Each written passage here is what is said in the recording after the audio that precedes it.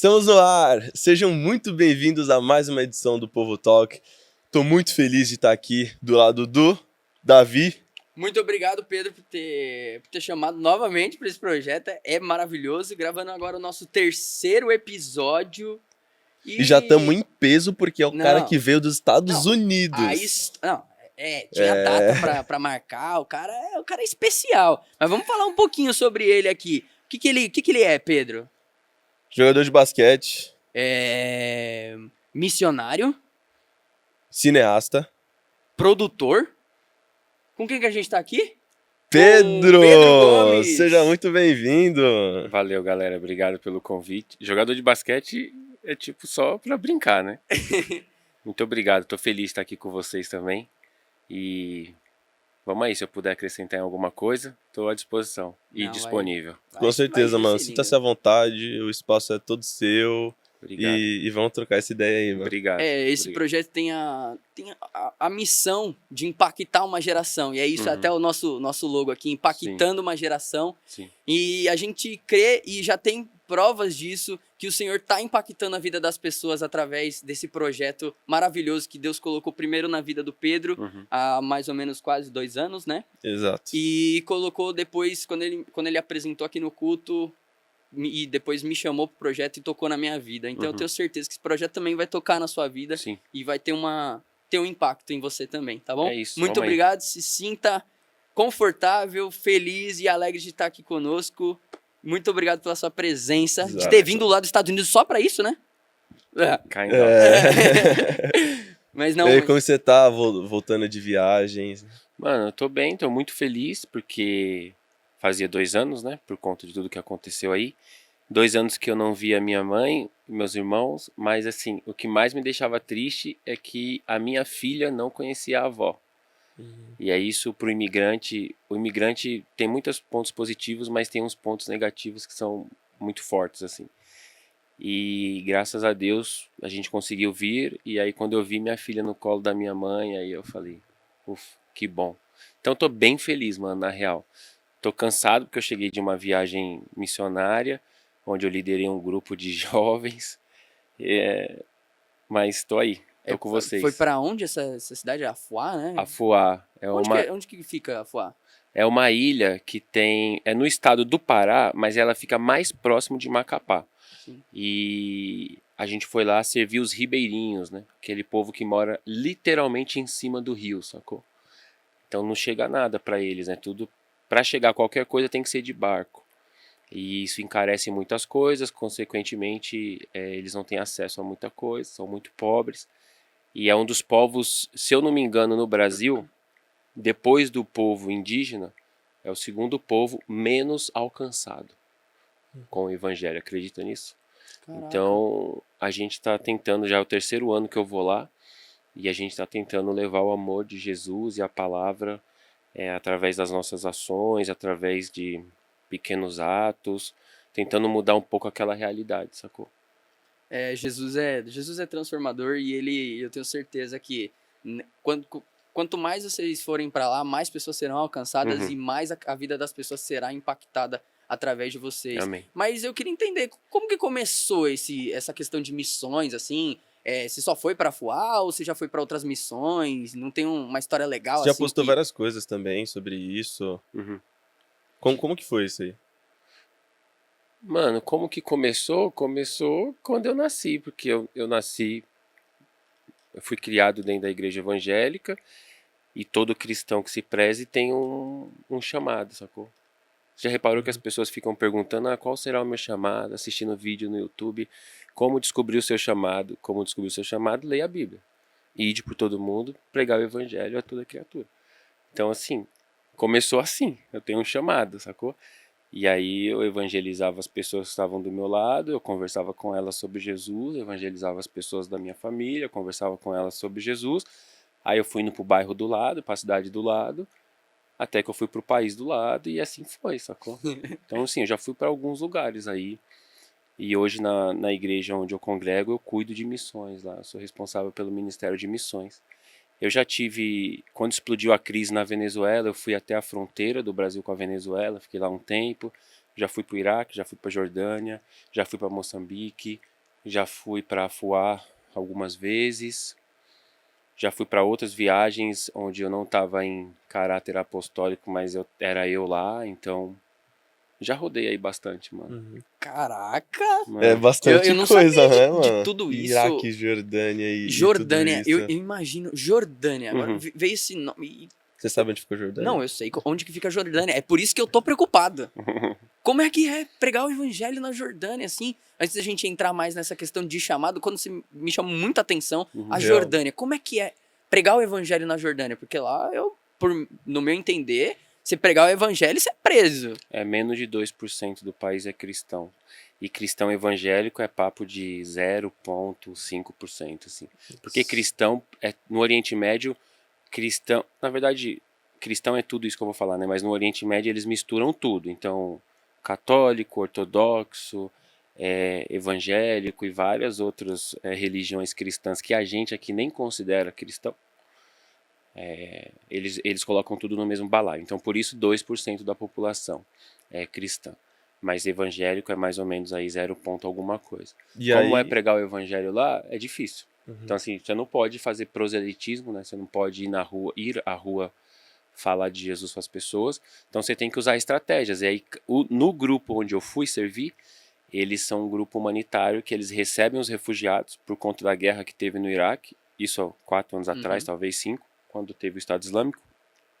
O Estado Islâmico perseguiu todos os cristãos e os muçulmanos que não eram sunitas. Então, assim, fugiu muita gente do Iraque para a Jordânia e para a Jordânia. Então, a Jordânia recebia refugiados iraquianos e sírios por causa da outra guerra que estava tendo na Síria. Então, tinha muita gente. E a Jordânia não dá cidadania e nem escola para esses refugiados, mesmo eles sendo árabes, coisa que pouca gente sabe. Árabes não, mesmo eles sendo muçulmanos, corrigindo aqui, coisa que pouca gente sabe.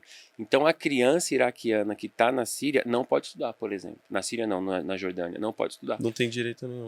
Não tem direito nenhum. Eles não podem trabalhar e tal. Então quem está lá? Os missionários recebendo os muçulmanos, mano.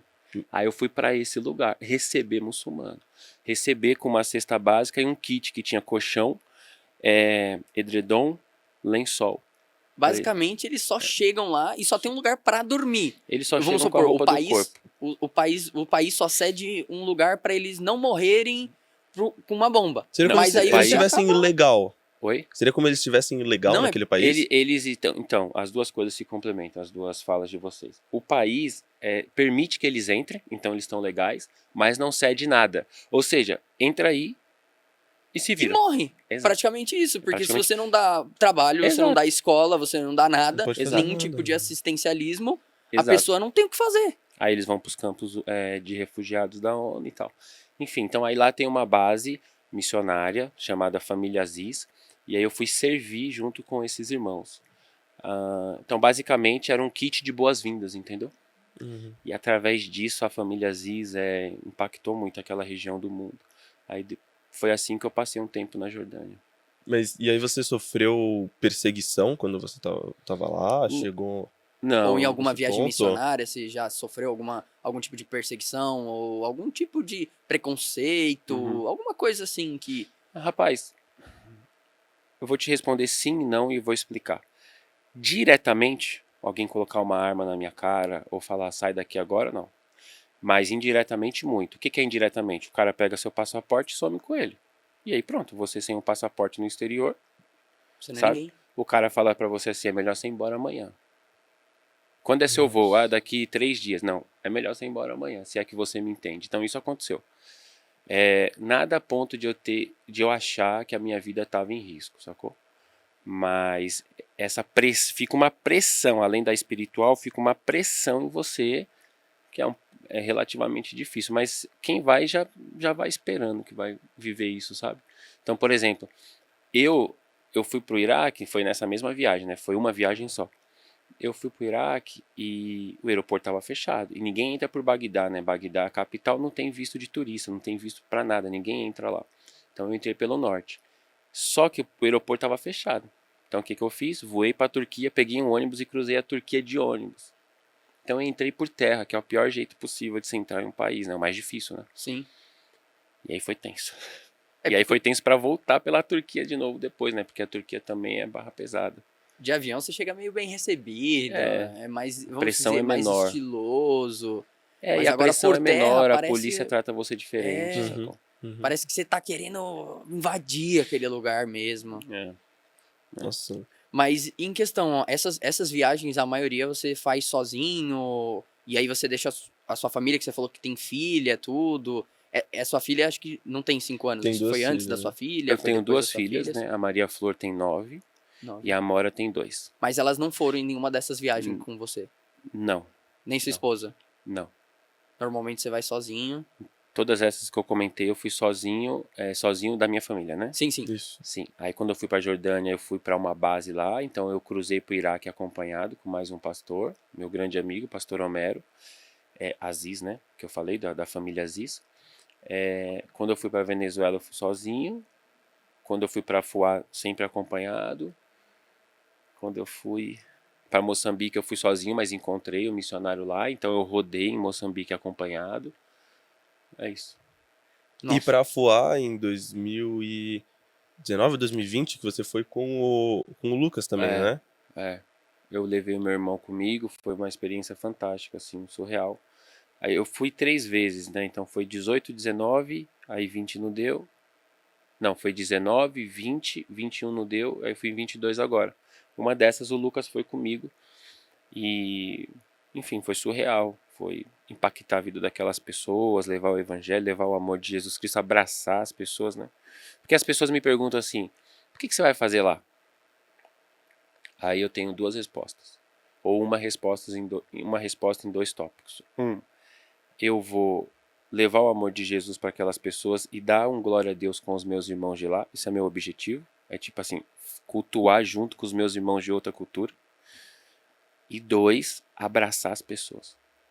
Tipo assim, para que a pessoa realmente se sinta especial para Jesus. Então eu falo assim, eu chego, entro em uma casa e falo assim, faço uma brincadeira, né? E falo, ó, você é tão especial para Jesus que ele me tirou da minha casa e falou para eu vir aqui te visitar e te dar esse abraço. Eu, vrau, sacou? Aí eu grudo a pessoa. Nossa. Aí Eu deixa curto, o eu curto, resto. eu curto esse Aí mesmo. Deve ser um deixa- sentimento de Não. acolhimento assim muito grande, Tem né? gente que toma um susto, né? Depende da cultura. Aí deixa o resto para Deus fazer, sacou? Aí deixa Jesus fazer a obra. Mas Exato. tem como ir nessas viagens? Vamos supor, pra Fuá você falou que levou alguns jovens. Tem como ir Sim. com você? Vamos supor, se eu e o Pedro quisermos ir no próximo ano com você. Sim, acho que sim, tem como. É uma coisa que a gente tem que conversar, porque eu não abri essa viagem para, vamos supor, pessoas que eu não conhecesse, sacou? Aham. Porque eu vou levar para dentro. A gente tem um projeto missionário lá, só para o pessoal entender. A gente tem a igreja onde eu congrego. Tem uma igreja em Afuá e uma creche, que chama CAF, Centro de Apoio à Família. Lá em Afuá, as pessoas não comem, eles não têm comida, certo? Lá em Afuá, as pessoas não comem, eles não têm comida. Eles vivem do açaí. E como eles têm, sei lá, R$ 1 por dia, eles comem mortandela. Todo mundo, todos os dias da vida. Isso. Então você pega uma criança você pega um adolescente de 15 anos, você olha para ele, você acha que ele tem 9, 10, porque não desenvolveu.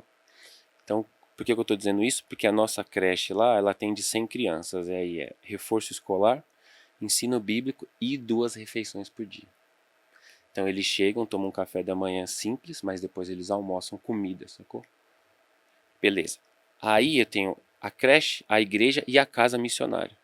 Então, para eu levar uma pessoa para essa realidade, tem que ser uma pessoa que eu conheço, que eu sei que não vai bagunçar, que eu sei que não vai. Porque a gente vai e faz uma viagem de 10 dias, mas a família missionária fica, né? Então, se eu levo uma pessoa que faz alguma coisa que não deveria ser feita, a família missionária vai ser responsabilizada. Então, respondendo a sua pergunta, esse ano a gente levou os jovens da nossa igreja e eu convidei alguns profissionais da saúde para ir, dentistas e estudantes de medicina, para ir ensinar aquele povo, ou continuar ensinando, porque nós não somos os únicos que estão lá, né, pregando a palavra.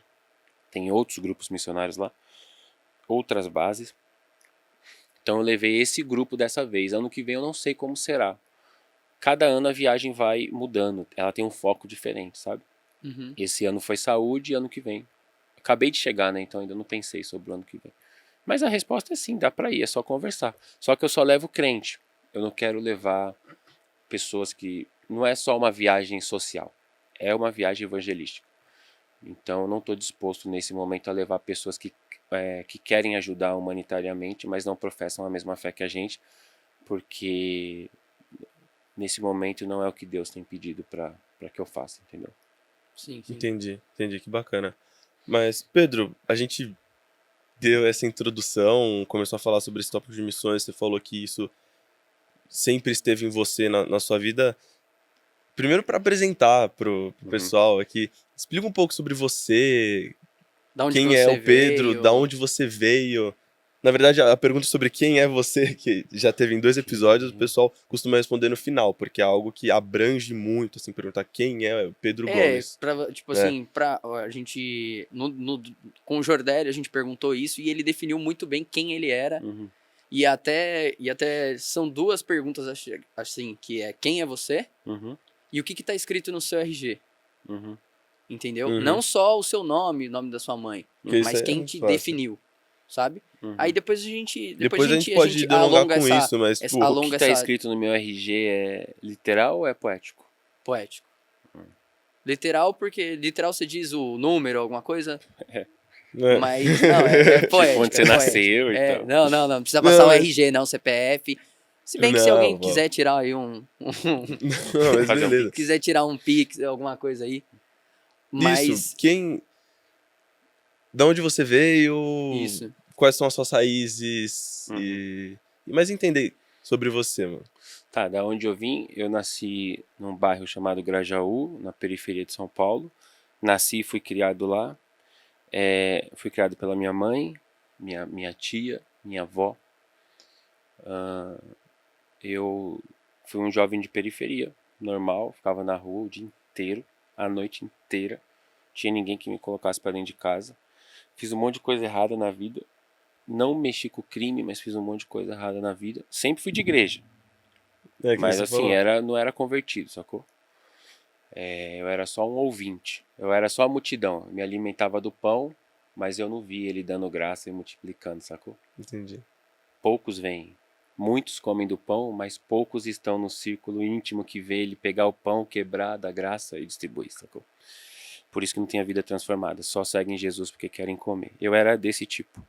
Aí comecei a trabalhar com hip hop desde cedo.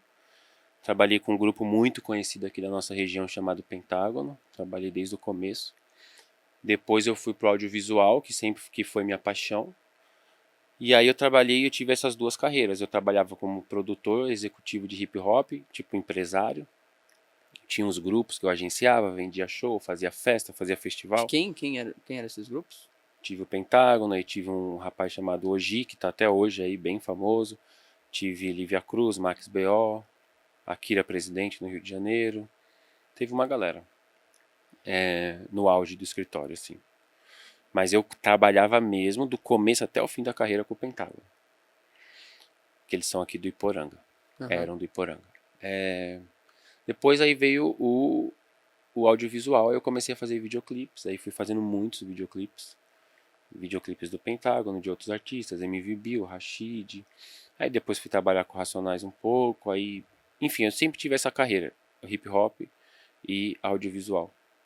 Em 2010, eu resolvi aceitar o meu chamado. Então eu falei para Deus, sim. Eu já sabia o que eu ia fazer, eu já sabia qual era o meu chamado de antes. Meu chamado, minha vocação, digamos assim. Só que eu demorei para aceitar. E isso, hoje eu me arrependo disso. Mas eu demorei para aceitar. Com quantos anos, mais ou menos, já tinha sido revelado isso pra você? Deus já tinha aberto seus olhos, mas você não tinha aceitado isso, mais ou menos. Você já era produtor? Foi bem antes disso? Foi bem antes disso, eu sabia que eu estava sendo separado para a obra de Deus quando eu era uma criança. E depois, eu não sei a idade certa, mas assim, papo de 15, 16 anos. Talvez 17, vai, um pouco mais maduro assim. Eu entendi Deus me chamando, a minha vocação é ensino, né? E Deus falou para mim assim, eu sei onde eu estava, eu sei como foi, e Deus falou para mim assim, você vai pregar para crentes. Só que naquela época, com a cabeça que eu tinha, eu não entendi isso. Como assim pregar para crentes? Porque pregar para mim seria evangelizar, né? Naquela época, naquele contexto. como que eu vou pregar para crentes? Então eu vi isso e guardei aquilo no meu coração. Aí o tempo passou. Aí em 2010, foi quando eu falei 2009, eu falei para Deus sim. Tá bom, pai, agora eu vou fazer o que o senhor quer que eu faça. 2009 você tinha mais ou menos quantos anos? 25. 25? Mais ou menos não, eu tinha 25. 25? É. Era, mas você ainda continuava como produtor ou não? Sim. Com quantos anos mais ou menos você foi produtor? Ixi, desde os 17. Sabe quando você começa a ter uma bandinha, Sim. Uhum. sacou? Então, assim, mas aí o Pentágono deve ter começado a fazer show, sei lá, eu não sei precisar, mas 20 anos, vamos supor. Quais Acho que foram menos, os- acho que menos. Quais foram os artistas hoje em dia que você já fez essa produção deles? Esses que eu citei, né? Então, produção executiva ou tudo? Videoclipe, tudo. Isso, Tudo. tudo. Pentágono, Rael, que o Rael é um dos MCs do Pentágono, mas ele hoje tem uma carreira solo muito forte. O Akira, presidente, que é um cara do Rio que é grande. O Oji, o Max B.O., que é muito grande. Rashid, MV Bill, Racionais. Tô juntando tudo, tanto empresariar quanto Uhum. videoclipe. Emicida. Aí é uma galera do rock, outra galera de outros estilos. E basicamente esses que eu consigo lembrar de cabeça. Devo estar esquecendo uma galera. Porque eu fiz vários filmes também. Aí nos filmes eu tinha convidados como eu sou do podcast, assim. Então acho que é injusto contar esses também, porque esses não foi uma relação rápida. Gravei uma entrevista e fiz o documentário. Mas eu trabalhei com todo mundo do hip hop. Até os 2012, mais ou menos. Mas nessa época, beleza, você recebeu o chamado em 2009, lá com Em uns 2009 eu aceitei. 19 anos, né? 17 anos. Mais E ou aí menos. você trabalhou todo esse tempo, até os 25 mais ou menos, com o hip hop. Não, calma. Mais ou menos com 17 anos, não sei precisar, né? Foi quando eu ouvi o meu chamado. Literal, minha vocação. E como que foi essa vocação? Deus me falou, você vai pregar para crentes. Tipo, Uhum. usou uma pessoa? Não, ele ou me falou. como que é o falar de Deus assim? Você consegue explicar isso para as Nesse pessoas? dia ou sempre? Não, nesse dia, vamos Nesse usar dia esse eu dia ouvi- específico. Nesse dia eu ouvi ele falar. Não sei se foi fora, não sei se foi dentro, acho que foi dentro. É. Entendeu? Uhum. Entendi. É porque Tava subindo a Belmira Marim de carro, no passageiro, e do nada, sem dar seta. Deus sempre faz isso. Sem dar seta, sem avisar, sem você estar orando, sem nada. Ele só falou isso. Aí eu, ok. Aí eu comecei a investigar o que seria isso. Eu não cheguei a nenhuma resposta. Comecei a perguntar para as pessoas, sem falar que eu tinha ouvido de Deus, né? Eu era só um jovem. Comecei a perguntar, investigar, conversei com umas pessoas mais experientes. E eu não entendi, fiquei sem entender. Só em 2009, aí eu dei um salto no tempo. Em 2009, então eu vivendo na igreja todo esse tempo bem, eu já estava convertido já. Aí em 2009 eu falei para Deus, beleza, agora eu vou com o Senhor. Porque até 2009 eu estava querendo viver essa vida dupla. Aí em 2009 eu falei isso, 2010 eu fui para Israel estudar, aí casei. Aí em 2012 Deus me pediu hip hop. Ele falou assim, para que não dá mais. Aí eu entreguei, aí saiu no jornal até. Caramba, como é que mano. era ser, vamos dizer assim, eu vou colocar pastor, mas como é que era ser pastor no meio do hip hop? Era muita tentação? Você sofreu É provavelmente, que mas nessa época você não era muitas pastor, né? Mas você... tentações. Eu vou dizer pastor porque ele já tinha recebido o chamado. chamado. Sim, Então ele entendi. só não tinha aceitado aquilo na vida dele. exato. Entendeu? Mas Entendi. aquilo eu tenho certeza que batia muito no coração dele. Ele tá ali, tá junto, e o meio do hip hop, pelo que a gente ouve, Não, produzindo em E- festa, isso, a gente em vê baile. que tem, principalmente o meio musical, tem muita droga, muita Uhum. coisa errada. Como é que era pra você? As pessoas te viam como um exemplo? Você Boa chegava e pergunta. falava Você de tinha os Deus? seus princípios definidos, Sim. alguma coisa do tipo? Sim, Sim. Aham. tinha meus princípios definidos e as pessoas me viam como exemplo. Sim, é difícil falar isso, mas a resposta é sim. Como eu sei disso? Porque eu sempre fui aquele jovem que as mães dos meus amigos falavam assim, se o Pedro for, você pode ir. Beleza, então isso é... Mas era muito difícil, mano. Trabalhar no meio artístico, independente de ser hip hop ou qualquer coisa que seja artística, é muito difícil, porque esses estereótipos só são estereótipos estereótipos porque são verdade. Então tem sim problemas com várias questões. Na real, assim, para ser bem sincero, eu acho que é difícil trabalhar em qualquer área, porque você vai estar exposto a coisas diferentes, sacou? Então, se o cara não tiver um princípio sendo empresário, ele pode, sei lá, não usar droga, mas ele pode roubar, desviar dinheiro. Então, entendeu? O ponto é que, sim, era muito difícil para um jovem como eu, que queria viver em santidade, não conseguia. Por isso que eu tive que sair, por isso que Deus pediu. Um jovem que queria viver em santidade e trabalhar artisticamente. Hoje eu não acho impossível, não. Hoje eu não acho impossível. Eu acho que é possível jovens conseguirem viver, convertidos realmente, conseguirem viver uma vida de santidade em qualquer lugar. Mas Só que tem que ser discipulado, tem que ter acompanhamento, tem que ter uma isso que voz na vida era deles. essa a minha pergunta. Você acha que faltou alguém ali te direcionando? Se tivesse alguém ali te direcionando, eu sei que Deus estava te direcionando, Deus estava com você, mas muitas vezes pra gente, carnalmente, a gente precisa de um amigo pra se Não, abrir, espiritualmente. pra falar, e espiritualmente alguém Sim. orando por você ali do seu lado. Você acha que foi isso? Pra você viver em santidade naquela época, vamos voltar àquela época, o Pedro daquela época. O que faltava pro Pedro viver em santidade? Não negar princípios. Eu sei que era muito difícil. É difícil colocar a culpa nos outros. Isso, é difícil mas... colocar a culpa nos outros, falar que faltou alguém, sacou? Eu prefiro falar o que eu faria hoje. Se eu tivesse alguém, eu discipulo algumas pessoas de perto. Se alguma dessas for trabalhar no meio artístico, eu sei que elas vão conseguir viver em santidade. E qual era a dica que você deixa pra essas pessoas que querem trabalhar com isso e Você o tem que ter... você Mano, fala pra esses discipulados? é impossível você ser crente se você não tem uma igreja local. Impossível. Cara, que isso é Impossível. forte, mano. Tem muita gente que vira e fala que... Impossível. eu sou crente em cristão, mas eu acho casa. que, pô, na igreja tem pô, Não, eu nem tô feito falando eu já vi muita dos... gente falando, a igreja é um lugar que cheio de, pô, ser humano, e o ser humano erra e faz um monte de coisa. Eu já vi muita gente falando, eu prefiro, pô, eu sou cristão, então eu fico na minha casa, eu faço meu devocional, vivo a minha vida.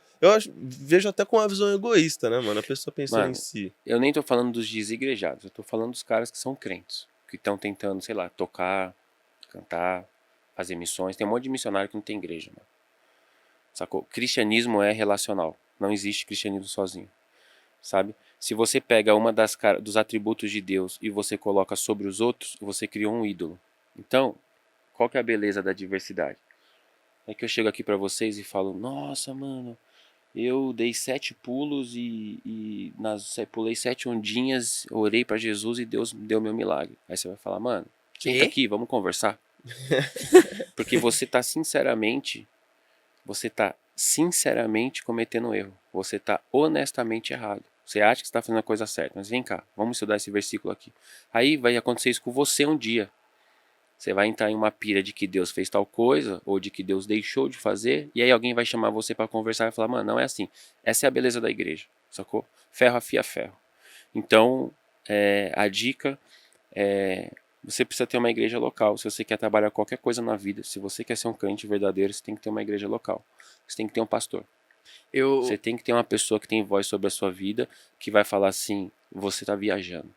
Se você não tem uma pessoa que te fala coisas difíceis e que você respeita e ouve essas coisas, você está ainda vivendo o cristianismo 50%. Sacou? Sim, sim. Você fez você, assim, viver muito meio que no freestyle, né? Então, acho que isso foi uma parada que hoje, com base nessas experiências, por causa dessa experiência que você viveu, você já tá pensando, pô, não, passei por tal situação, tal, e eu aprendi isso. Exato. É complicado fazer essas coisas no freestyle, assim, eu vejo que teve muitos erros que eu cometi que eu penso, poxa, se eu tivesse, pô, num discipulado, acompanhado, poderia ter deixado de passar por situações. Tudo tem seus prós e contras, né? Pela pessoa ter passado uma situação que ela quebrou a cara, ela aprendeu como não fazer, né? Sim, Mas se também, esse por outro quebrar a cara lado, for engavidar antes de casar, aí você prejudicou complica, a vida de uma exatamente. terceira pessoa que é um filho que não vai ter pai, sacou? Então é melhor não aprender com o seu erro, é melhor aprender com o erro do outro, mano. Que tá na Eu Bíblia. lembrei muito de um versículo que a gente usa muito mais pejorativamente do que eu tô vendo um lado bom dele, vamos dizer assim. Que é aquele que é mais fácil ver um cisco no olho do seu irmão do que uma trave no seu próprio olho. E eu vejo isso muito bem no que Cristo quer que a gente... Cristo, quando ele manda os discípulos, ele manda de 2 em 2. Então ele quer que a gente ande com alguém do nosso lado. Sim. Então, esse versículo Depois eu vejo volta e muito presta isso. conta. Isso que você falou. Porque quando você tá andando de 2 em 2, tem uma igreja local, tem um cara que vai estar junto com você, vamos supor, eu e o Pedro aqui. Pedro, é muito mais fácil olhar as coisas que eu não tô conseguindo ver Sim, e me corrigir. sim. Então, você andar com uma pessoa que você confia, que você pode falar tudo pra ela, ela não vai te julgar. Sim. Mas ela vai falar, olha esse cisco aí que tá no seu olho, Sim, sabe? Posso também... fazer 2 Oi. comentários? Nesse de 2 em 2 aí, eles foram e voltaram. E prestaram conta. Então não basta sair de 2 em 2. Tem que prestar conta pra alguém. Segundo, a gente usa... Pra alguém, pode definir como uma igreja local? Sim, Jesus Cristo. É o seu líder. Então Deus é um Deus de hierarquias. Ele é o Deus do exército. Ele quis se chamar assim. Ele poderia ter se chamado, sei lá, o Deus do quê? O Deus da festa. É. Ou o Deus da democracia. Ou o Deus... Ele poderia, não poderia? Sim. Poderia. Só que ele se chamou de Deus dos exércitos. Sim. Então ele respeita muito o negócio chamado autoridade e submissão. Muito. Então ele vai colocar alguém sobre a sua vida, e esse alguém vai ter alguém também, e esse outro vai ter alguém também. Todo mundo vai ter alguém, ninguém tá sozinho, não é uma pirâmide que tem um topo. Sacou? Até vamos As supor, pessoas até estão tem se um topo, mas não é retroalimentando. uma pessoa, é Jesus o topo. Sim, exatamente. E eu já ouvi um missionário, um amigo meu, falando sobre isso, essa questão de hierarquia no reino de Deus, ele já falou isso muito mesmo, muito assim, e é real isso mesmo. Uhum. Então, essa questão de ter um amigo, eu acho que era o principal, acho que Mas eu ia poderia fazer- definir isso na sua jornada, Sim, ter alguém você ali, Não, ele ter um também amigo seja ali, tem que ter um não uma só no igreja meio local. espiritual, mas também no nosso dia a dia, pra qualquer coisa. Pô, quando assim, eu entrei no meu trabalho, pô, teve uma pessoa que ela tá ali do meu lado me acompanhando. Seja, pô, em questão de vida pessoal ou qualquer outra área, mano, é importante você não tá sozinho, você ter uma pessoa pra estar contigo. Porque, mano, que nem Eclesiastes 4:9, né? Quando começa a falar sobre é melhor dois estarem juntos, porque se um cai, o outro levanta, e começa a dar um monte de exemplos, assim. E Mas eu não... Ó, mas presta atenção. Eu ia fazer 2 comentários, só fiz um, falta um. Ter um amigo é bom, mas não é suficiente. Você precisa ter alguém que tem voz sobre você. O seu amigo não tem voz sobre você porque vocês estão igual. Sacou? Entendi. Tem um monte de gente aí que tem melhores amigos, mas não confessou todos os pecados. Não adianta. Só confessa quando tá quebrantado na frente de um líder que é um servo de Deus, entendeu? Então tem que ter alguém que tem voz sobre a sua vida. Porque enquanto você não confessar o que aconteceu um tempo atrás, você ainda tá travado naquilo. Você ainda tá carregando aquilo, você não pôs pra fora. Isso é um ponto. Aí eu ia fazer 2 comentários. O do julgar. Você falou assim, não sei o que, não pode julgar por causa da trave, né? Uhum. O tempo inteiro a gente está julgando. E Jesus está julgando o tempo inteiro. Então, na parábola dos talentos, ele pede para os caras mostrar os talentos. Aí vai falar do semeador, você vai colher o que você semeia. Então, se você não semeou, Você não vai colher você não nada. vai colher nada. Na hora que ele fala da árvore, ele fala assim que você conhece a árvore pelo fruto. Isso é julgamento. Então, um ponto assim, ó.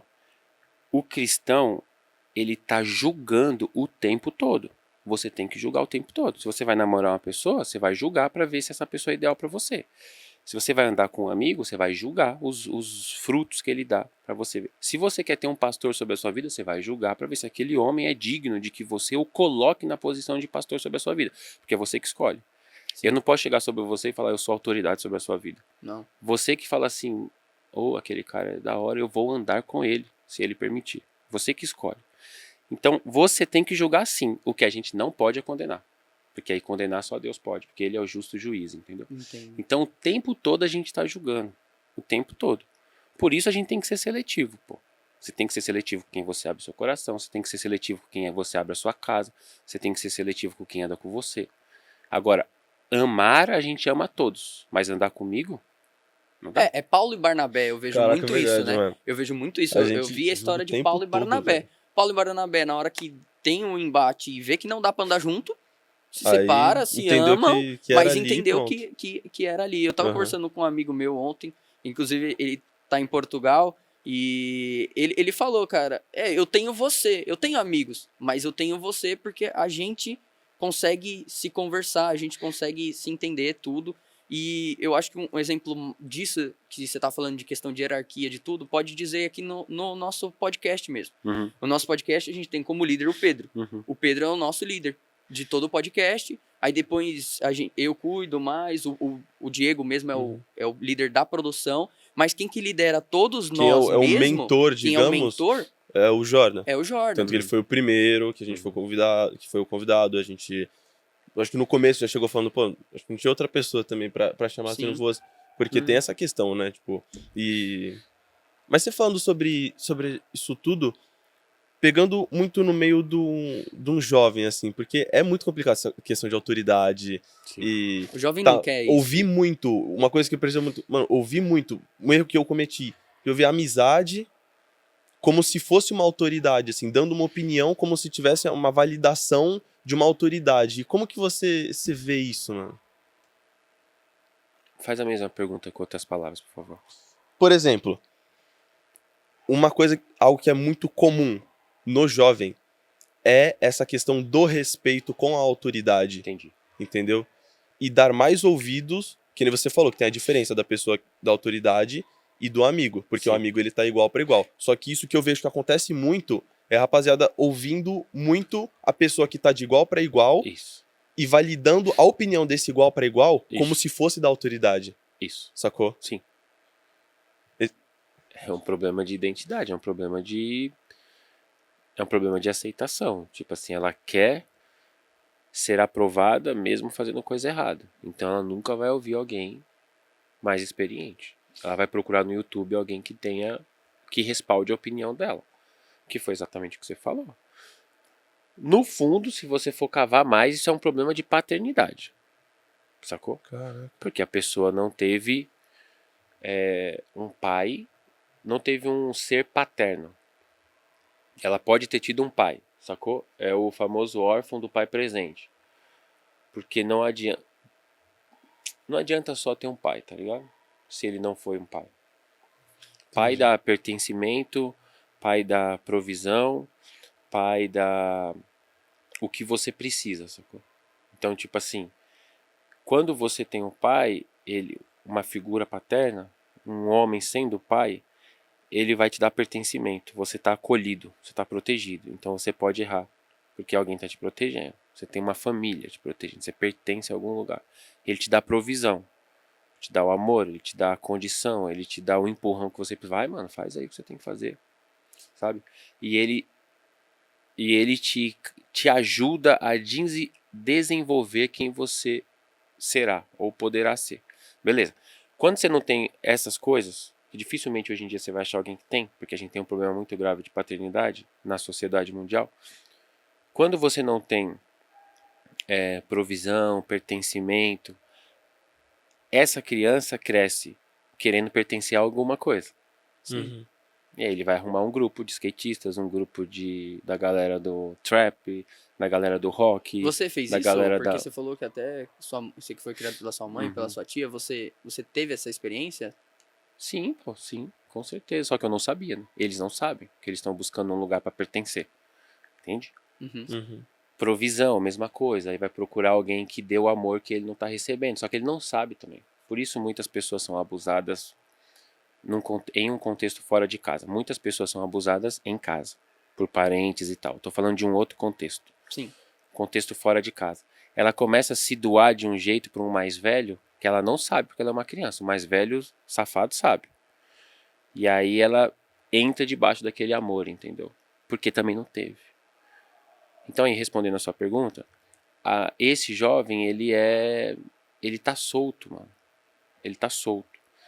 E aí ele tá querendo se conectar a algum lugar. Aí ele vai se conectar com os iguais, sabe? Então, se tem um grupo aqui de pessoas se cortando, mas esse grupo me abraçou, eu vou entrar nesse grupo. O que eu vou fazer?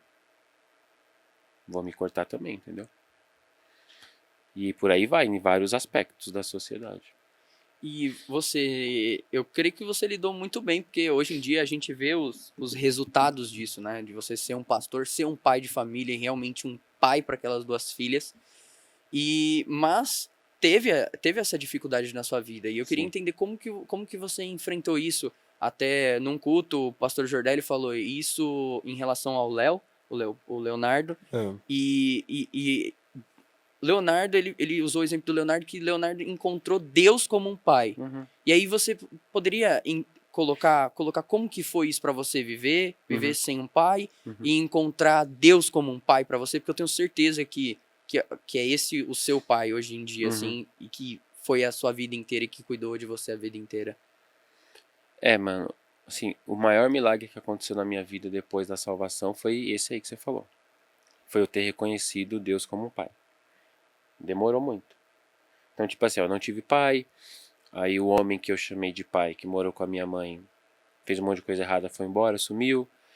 Depois, a igreja onde eu congregava, o pastor era a minha figura pastoral, minha figura paterna. Aí ele também me expulsou da vida dele. Então, assim, eu sempre tive problema nesse lugar. Sempre. E hoje eu sei, né? Hoje eu sei. Antes eu não percebia isso. Então eu tava sempre procurando essa figura, entendeu? E depois que eu entendi isso, aí eu fui descobrir em Deus, né? Deus, na verdade, né? Que se revelou a mim como pai. E aí eu fui sendo curado progressivamente nesse lugar. Aí eu passei muitos anos orando até hoje. Ontem mesmo eu repeti essa oração. Senhor Deus, me ensine a ser um bom pai. Me ensine a ser um bom pai. E aí eu tive a Maria Flor com 12 anos, né? Eu e minha esposa. Com 12 anos, 2012. Nós tivemos a Maria Flor. E dali pra frente Deus me transformou em um pai. E aí hoje eu sou pai de muita gente, mano. Tem muita gente que eu discipulo. Eu não uso essa expressão pai, só nesse contexto que nós estamos agora. Porque eu sei que Deus me fez pai de muita gente. Ele me falou isso. Uma vez foi um gringo não, né? Eu moro nos Estados Unidos e tinha um americano lá. Você no caso é o gringo, né? Eu sou o gringo. Aí eles foram orar por nós e o cara falou assim, nossa, eu vejo que essa é uma igreja de paz. Muito louco essa palavra que ele deu. Só falou isso. Eu vejo que essa é uma igreja de paz. E paz, né? De pai no plural. Não, Sim. de paz. Não, pai no plural. Aí Deus falou pra mim assim, eu te fiz pai de muitos, entendeu? Então hoje eu tenho gente, por exemplo, discipulei gente na Suécia, tudo via internet, né? Suécia, Espanha, tem uma missionária enviada para o Quênia, tem um casal de missionários enviado para a Espanha, tem as pessoas que estão ao meu redor nos Estados Unidos, tem as pessoas do Brasil que eu cuido estando lá, né? Mentoria. Então Deus precisou fazer um processo, eu precisei passar por esse vale aí. Foi muito difícil, mano. Muito difícil. Mas aí hoje eu sei a dor, ou pelo menos eu consigo me compadecer e ter empatia pela pessoa que tem esse problema. Entendi. E aí eu, por conta da graça de Deus, eu consigo sentar junto com ela e chorar junto ali e falar, ó, passei por isso também. Sabe? Dá pra gente... Eu acho que pastor, ele tem muito isso, né? De cuidado como um pai. Até a gente conversou com o Jordelli sobre isso. E não no podcast, numa outra vez, sobre essa questão de cuidar das pessoas. E ser pastor é isso. Eu acho que tem muita...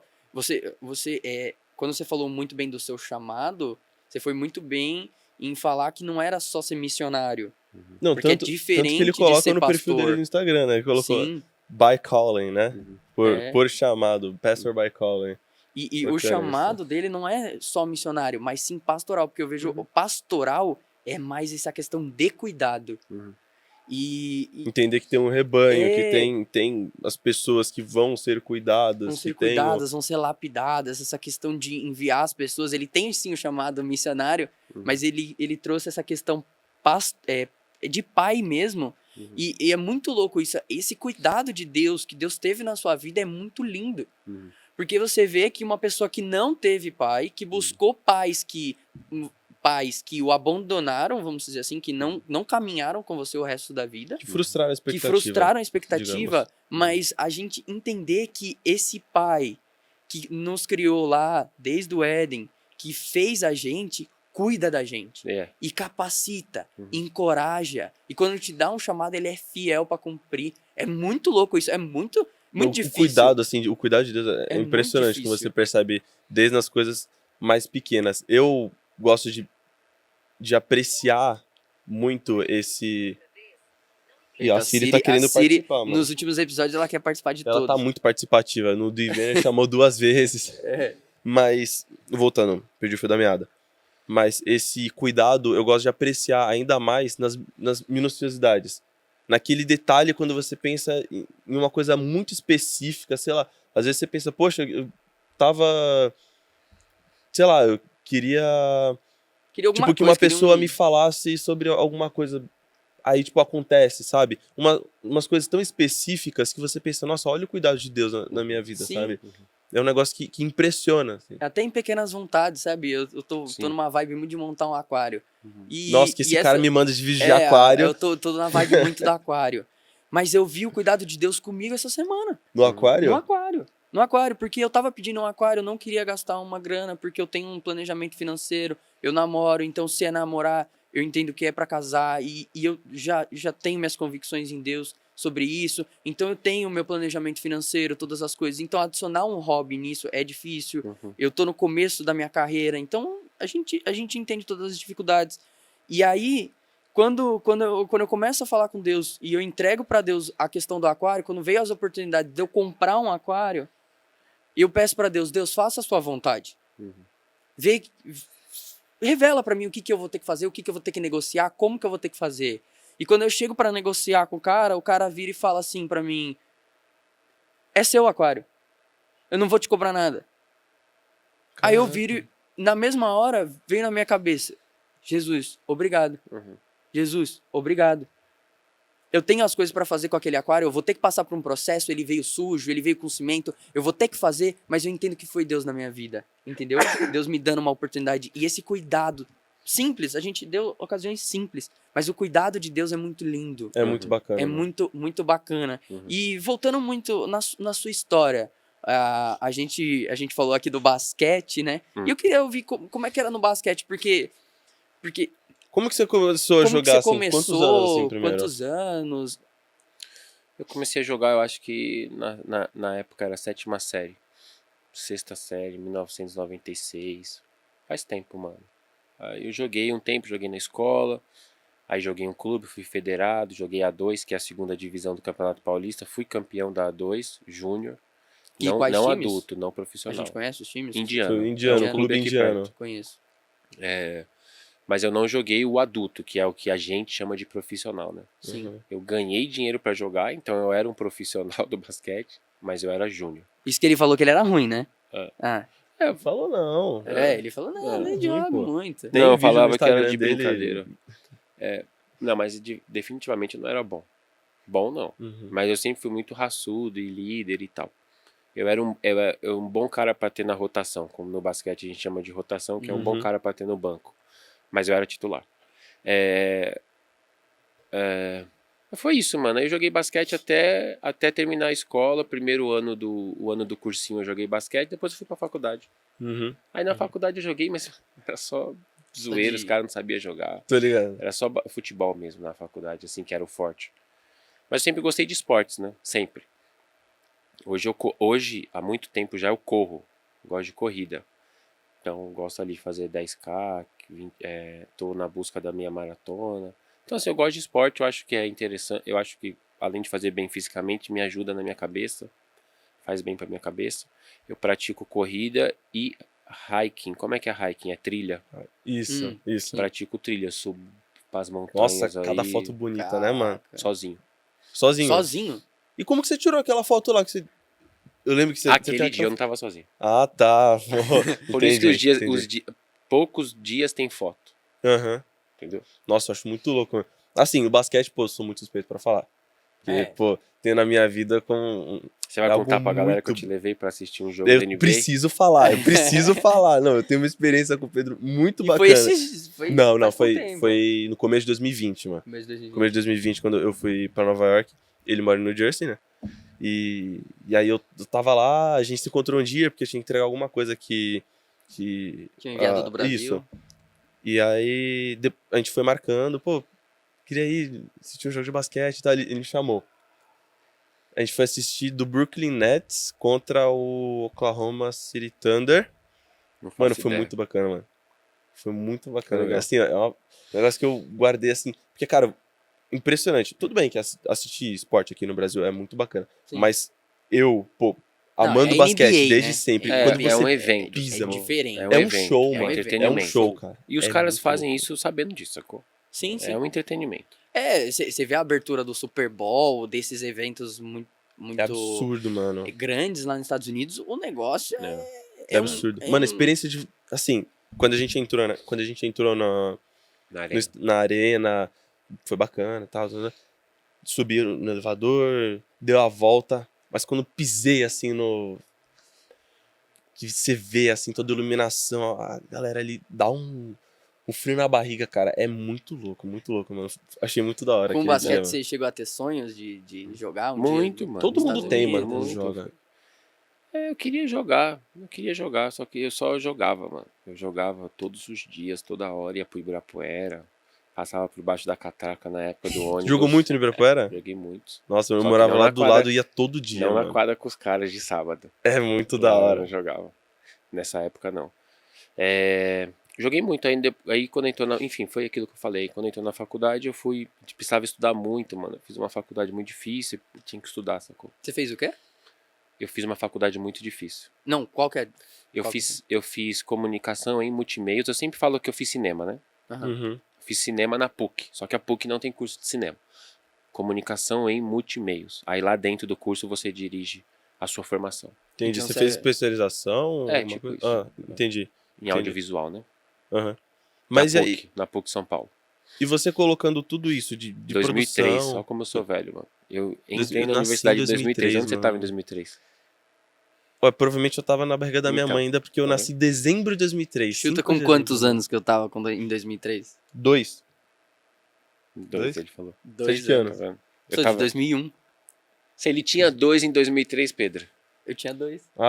Porque às vezes tem uma diferença, tipo, eu nasci no começo do ano, sei lá, tá Depende. ligado? De 2003 eu não tinha 2 também. Ele tá Ele- certo, vai. Eu Tá tinha bom, ele tá te protegendo. pra É o 2 anos. corporativismo. então. Não, é meu parceiro, eu tenho que Ah, proteger. meu líder.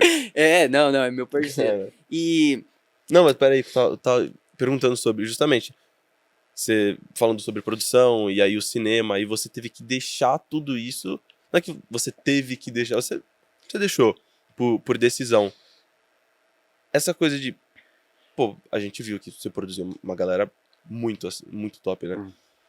E esse sentimento de que essa sua carreira decolando em tudo isso, fora E que ele já você- era casado na época, né? você já era casado na A gente época. nem falou A gente como nem que falou, você né? conheceu a sua esposa. Verdade, Porque mano. Calma Antes- que são muitas portas abertas ao mesmo É, tempo. É, Por onde que eu vou? é Calma. muita coisa. Acho que antes da gente chegar nessa parte dele largar tudo, Explicar como pra que foi seguir o chamado dele, eu acho importante a gente conversar a respeito da sua esposa. Como que você conheceu?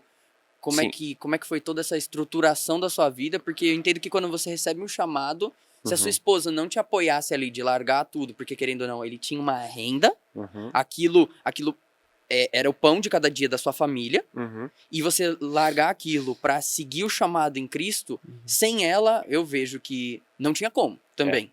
Eu conheci a Erika na universidade. Ela fazia teatro, eu fazia esse curso que eu falei pra vocês, audiovisual. A gente se conheceu no meu segundo ano, aí a gente já começou a namorar. E aí desde 2004 a gente tá junto. Lá se vão muitos anos. Sim, em 2010 a gente casou, demoramos pra casar. Não aconselho isso a ninguém. Se eu pudesse voltar no tempo, eu casaria cedo e rápido. A melhor por quê? decisão que eu fiz na vida foi casar. Mas por quê? Tinha pai, irmão. É. Entendeu? E- Que um pai chega e fala assim: quanto tempo você vai enrolar essa menina, mano? Você não é homem? Então para, pô. Pô, vai namorar pra sempre? Não existe namoro cristão, não existe namoro na Bíblia, entendeu? Uhum. Deixar o homem, o pai e a mãe unir-se à sua mulher e formarão ambos e se tornarão ambos uma só carne. Mas foi fácil conquistar a sua esposa? Foi de boinha? Olha pra mim, mano. Ah, Caramba. você não vai. Porque as Não. últimas 2 pessoas que a gente trouxe era modelo, né? Uhum. Então, Não, eu não ganho deles. Você quer que a gente coloca? Você quer Não. que a gente coloca você como um dos attachments seu, ser modelo? Não. A gente começou a namorar, era um namoro de faculdade, mano. Sacou? A Mas gente tem uma Mas era história meio muito que legal. figura desigual? Oi? Era meio que figura desigual? ela Vocês era dois cristã. Não. cristãos. A gente tem um testemunho muito bonito sobre isso, que lembra que eu falei que eu tava mais ou menos, né? Nessa época. Aham. E E ela não acreditava em Deus, mano. Ela tinha acabado de perder o padrinho, ela tava bem assim, energias, Buda, não sei o que, não acreditava em Deus. Aí eu falei pra ela assim, essa frase: anda comigo um mês que você vai ver que Deus existe. Mesmo eu, mais ou menos. Tamanha é minha convicção. Ela andou comigo um mês, viu que Deus existia. Se converteu, se batizou, ficou mais crente do que eu. Enquanto eu tava desviado, ela tava na igreja, que eu congregava. Sacou? Não. Caraca, eu fiquei sem Eu tô acreditar. processando. Tamanha... Não, porque ter essa convicção, eu tenho um cara na Bíblia que me chama muita atenção. Que eu... Jesus. Não, sem Tô ser brincando, Jesus, tô sem ser brincando. Jesus. Eu tô colocando um cara, que Tô senão eu brincando. não chamo Jesus de cara, Que é? né? Que é Paulo. Sim. Sim. E Paulo, eu não lembro qual livro que ele vai falar, não lembro se era Romanos, que ele fala, Só use fala, acho que ele sabe. mim de exemplo, Sim. sabe? Que ele fala, use a minha vida, Sim, pode me porque imitar. eu sou parecido Pode me com o que imitar. Jesus foi. Sim. Caraca, é muita convicção. É muito. Eu Não, e ele acho falou que tava desviado. E ele falou que ainda tava desviado Eu ainda. tava sem ir à igreja direito. Isso. Mas, Porque eu sou radical, mano. Ou é ou não é, sacou? Uhum. Tipo assim, pra mim Mas não assim, tem... quando você falou, você Não tem passou meio a ter a termo. Pra postura. mim não tem meio termo, mano. Eu tenho outra frase radical que beira a arrogância. Mas sim. eu gosto de falar. Se você for pra minha casa e você ficar comigo 3 meses na minha casa, você sai de lá um crente líder. Porque... Como assim, Pedro? Porque você vai ver como que um crente vive, tá ligado? Como que um crente trata a esposa, como que um crente cultua a Deus, como que é um culto no lar, como que um crente é pai, como que um crente erra e pede perdão pra filha de 9 anos, sacou? Como que um crente passeia com a filha de 2 e tal. Beleza. Mas como assim você garante que todos vão sair de lá um líder? Porque o que não aguentar sai antes, mano. Minha casa vai ser muito chata pra ele. Porque minha casa tem tanta paz, mano, e é tão legal. Que quem tirar a paz vai sofrer. Ele não vai aguentar, mano. Ele vai falar, mano, é possível, vocês estão mentindo, onde estão as câmeras?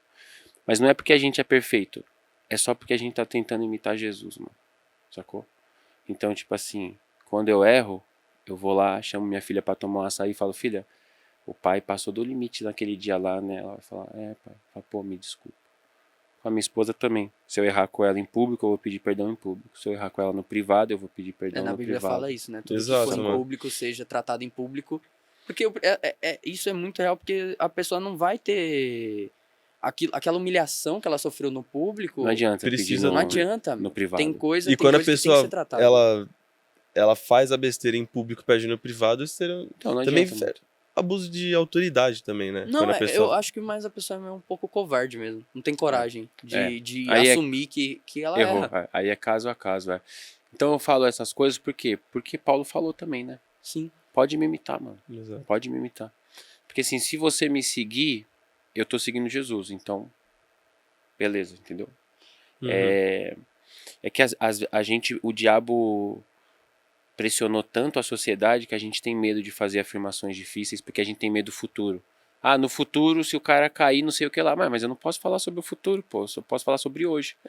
Amanhã eu conto com a misericórdia de Deus e depois de amanhã de novo e depois de... Agora hoje, pode me seguir, mano.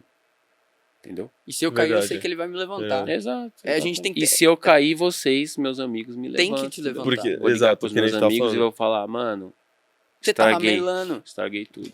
Não, se eu estiver errando, chamar meus amigos que têm voz sobre a minha vida e eu vou falar, mano, estraguei tudo. Passei o pé pelas mãos e não sei o que, o que eu faço? Eles vão me ajudar, sacou? Eles vão me ajudar. Porque são amigos de verdade, né? Também. E porque são tem essa crentes, né? coisa. Não vão passar a mão na minha cabeça. Uhum. Vão falar, volta lá, pede perdão, confessa. Ah, mas e se a pessoa não aceitar? O problema é seu, você errou, pô. Você tem que voltar lá e pedir perdão e tal. Uhum. Eu vejo Mas também antes que... disso, a gente tava Oi. falando sobre o quê? A gente tava falando da sua esposa, do namoro, e aí você falou que ficou por 6 anos. Eu até queria perguntar como é que foi manter a santidade? namoro de um namoro 6 cristão. anos, mano. A gente não manteve, esse é o ponto. E o que, Por isso o que, que eu- isso impactou na sua vida? Muito, de casado. A ponto de eu chegar... Ah, tá, de casado eu preciso... É porque eu vejo que uma ação no namoro, muitas vezes ela pode... Todas as vezes E ela vai todas as influenciar. vezes ela vai influenciar o Todas as casamento. situações Então, influenciam. o que te trouxe? Porque a gente não tá falando nem aqui que você ficou com... Vamos supor, antes de namorar, teve relações com outras mulheres, que isso é mais ainda prejudicial para a vida do casal lá no casamento, Sim, mas a gente só está trazendo aqui do seu namoro. sim. O que impactou o seu relacionamento lá na frente? É uma boa pergunta. Eu preciso pensar para responder. De repente perguntar para ela também. Eu posso te responder. Eu vou falar outra coisa que não é a resposta, que é por isso que eu me arrependo de ter demorado para casar. Depois, quando eu voltei para Jesus, lembra que eu falei que foi 2009? Uhum. Aí a gente teve um namoro cristão, sem sexo. A gente confessou com os pastores, conversamos e tal. Confessou óbvio, porque todo mundo sabia. Mas confessamos. E aí a gente teve um namoro cristão. Por isso que não existe esse negócio de namorar 6 anos, entendeu? Porque não tem como, é impossível. Aliás, É possível. É mas possível, muito difícil. Mas não é recomendado, não é digamos, né? recomendado, Não é exatamente. recomendado, Não é mano. recomendado. Aí, você fez algumas perguntas. Tá, mas o ponto é, eu me arrependo, eu perdi tempo. Se eu pudesse, já falei isso no púlpito, já preguei sobre isso, inclusive. Me usando como exemplo, igual você tá fazendo aí. Não tava usando meu primo de exemplo, sabe assim? Aham. Meu É, primo, Eu conheço um primo, cara exato. que, mano, assim. namorou muito tempo. A pior coisa, a melhor coisa que eu fiz na vida foi ter casado. A melhor de todas. Porque quando você casa, a sua vida com Deus pega um foguete assim, ó. Quando você casa certo, sacou? Melhora num nível que você não imagina, mano. Porque você não casou ainda. Quando você casar, você vai ver. E a pior coisa que eu fiz na vida foi não ter esperado a minha esposa, eu ter ficado virgem e esperado a minha esposa. Só que, irmão, eu cresci na favela, mano, sem pai nem mãe, com 12, com 13, nossa, mano, eu já tava, você não imagina onde eu já tava. Então, cada um tem uma história, sacou? Cada um tem uma história, e Deus redimiu a minha história, louvado seja Jesus por isso. Amém, mano. Deus é Amém, que bacana. misericordioso com as E nossas eu, vidas. pegando ainda, porque me impactou muito quando você falou aquela frase de ficar na sua casa, porque vendo esse exemplo, você é um cara que, pra muita gente, é um baita de um exemplo, mano. Como que... Glória a Deus por isso. Glória a Deus, mano. Mas como que Difícil, você né? pensa, assim, sobre essa parada de uma pessoa ser um exemplo? Uhum. Como que eu faço, assim, pra que eu seja um exemplo pra uma pessoa, mano? Primeira pergunta, o que eu penso sobre isso? Nada, mano. Penso nada. Só é, mano. Eu só vivo, sacou? Entendi. Como que você faz pra ser um exemplo? Primeiro lugar, não queira ser um exemplo. Segundo lugar, tente imitar Jesus. Sacou? E terceiro, se responsabilize pelas coisas. Sacou? Então, tipo assim, nós temos que ter senso de responsabilidade. Tipo, Jesus morreu pela pessoa que tá do nosso lado. E aí eu finjo que nada tá acontecendo. Aí não dá, pô. Sacou? Tô vendo meu primo tomar uma decisão errada, meu irmão tomar uma decisão errada, e eu vou falar: ah, mas você vai ser entrão. Então, é assim Deixa eu mesmo. ser entrão. Jesus fazia perguntas, mano. Só faz perguntas. Não acusa a pessoa. Faz perguntas, faz a pessoa pensar. Ou seja, senso de responsabilidade. Sabe o cara que reclama da igreja, mas todo domingo ele passa por cima de uma sujeira e ele não pega? Ele entra no banheiro, tem papel do lado do lixo, ele não pega e põe no lixo? Ele não tem senso de responsabilidade, ele não se sente dono. Sacou? Eu sou filho do dono do mundo, mano. Eu sou príncipe. E na igreja. Então, você eu me tem- sinto dono de tudo, irmão. Me sinto dono de tudo. Quando alguém tá fazendo alguma coisa errada, é o reino do meu pai. Aí eu vou lá e converso. Eu falo: por que você está agindo assim? Entendeu? Senso de responsabilidade. Então, assim, isso faz com que algumas pessoas sintam repulsa e outras pessoas sintam atração. Então, tipo assim, acham interessante, pô, que legal a vida do cara, como você acabou de falar, né? Obrigado pelas suas palavras. Senso de responsabilidade. E outra coisa, senso de urgência. O tempo tá acabando, mano. O tempo tá acabando e um dia nós estaremos diante daquele que tem os olhos como chama de fogo. E ele vai te fazer uma pergunta: o que você fez com o que eu te dei, mano? E aí, se você gaguejar, irmão, Que nem na parábola dos talentos, né? O que você fez com o talento que eu te dei? O cara foi lá e enterrou o talento. Então. eu vivo como se Jesus fosse voltar agora. Então eu não posso vacilar. Eu não posso. Não posso. Entendeu? E esse pensamento, mano, traz muita responsabilidade, né? Pô, se Jesus vai voltar agora, eu preciso fazer algo. E gera esse senso de responsabilidade. E é algo impressionante, assim, quando você começa a tomar responsabilidade e sentir parte disso e fazer, Exato, querer mudar, mano. exato. E eu acho que isso envolve muito confundi, em missões. Uhum, Porque entender que Jesus está voltando agora e tem muita gente que não foi alcançada. uhum, Você falando dos povos ribeirinhos, que são os segundos no Brasil, que são os menos alcançados. uhum. Então, esse senso de urgência faz com que as pessoas queiram se mover, queiram fazer Isso. alguma coisa, cara. Isso é Isso, impressionante, é muito bonito, assim, ver. isso. Eu acho muito bacana. Eu até vi um pastor que ele fala que você pode adiantar ou retardar a vinda de Jesus, Uhum. porque ele só fala que quando só todo mundo ouvir sobre ele, ele voltará. Uhum, Então a gente quer que ele volte logo. uhum. Porque esse mundo jaz no maligno, esse mundo não tem. Quanto mais eu estudo a Bíblia, quanto mais eu vivo com Cristo, menos as coisas do mundo se tornam atrativas. Isso te chama a atenção, exato. Chamam a atenção.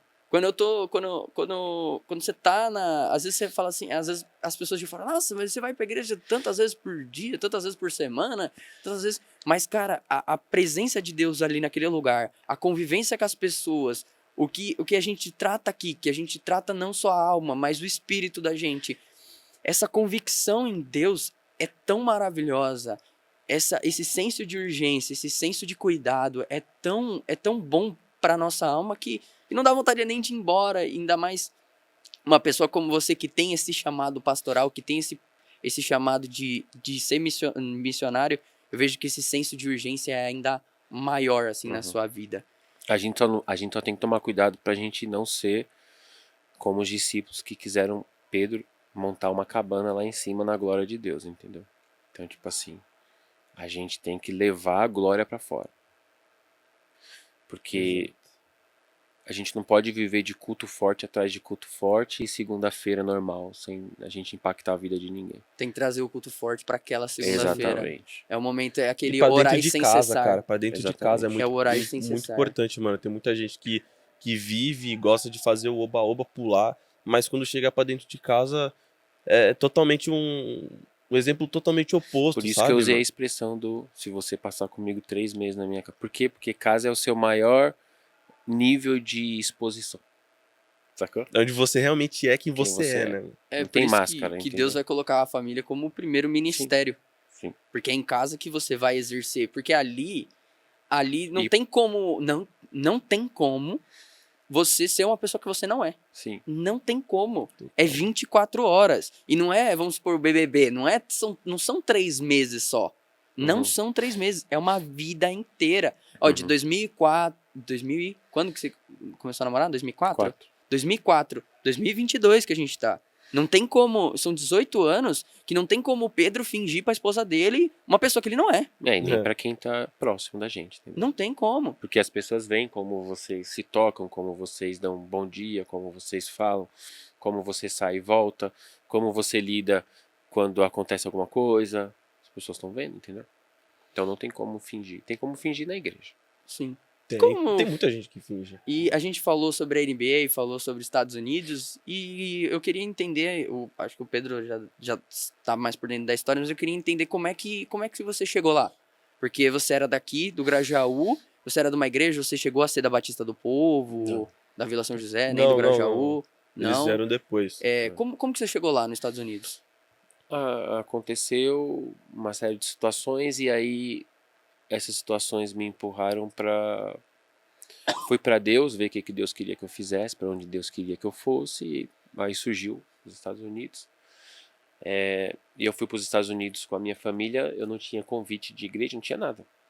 Eu saí daqui com $1.000, uma dívida no cartão de crédito que eu comprei as passagens, e eu fui para os Estados Unidos. Óbvio que já tinha estado lá. Eu fiquei lá, eu